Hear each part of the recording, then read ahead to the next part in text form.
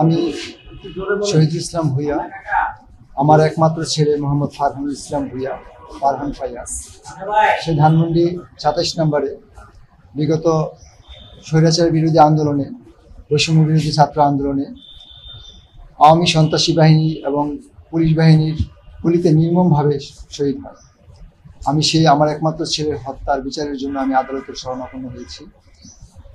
আমি আমার একমাত্র ছেলেকে হারিয়ে আমার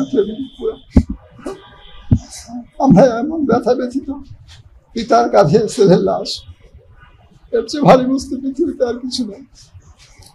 আমি মহামান্য আদালতের কাছে শরণাপন্ন হয়েছি, যারা এই হত্যাযোগ্য এই গণহত্যা চালিয়েছে তাদের বিচারের আওতায় উপযুক্ত শাস্তি খুব দ্রুত বিচারের জন্য আমরা আহ্বান জানাচ্ছি আপনাদের মাধ্যমে।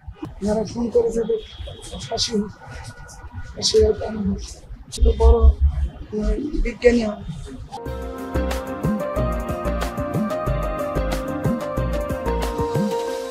আমি সাইমা ইসলাম ফারিন, শহীদ ফারহান ফাইয়াজের ছোট বোন। ভাইয়া চলে যাওয়ার পর থেকে আমি এখনো আমার নর্মাল লাইফে ব্যাক করতে পারিনি।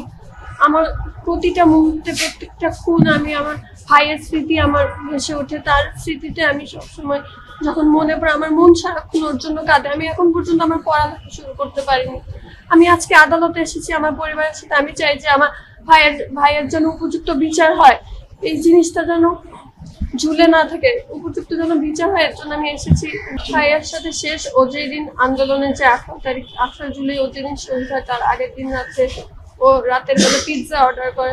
পিৎজা অর্ডার করার পর তখন ও পিৎজা আমাকেও দেয়, আমার সাথে শেয়ার করে। তখন আমার সাথে ওর লাস্ট কথা হয়েছে। তারপরের দিন আর সাথে আমার কোনো কথা হয়নি।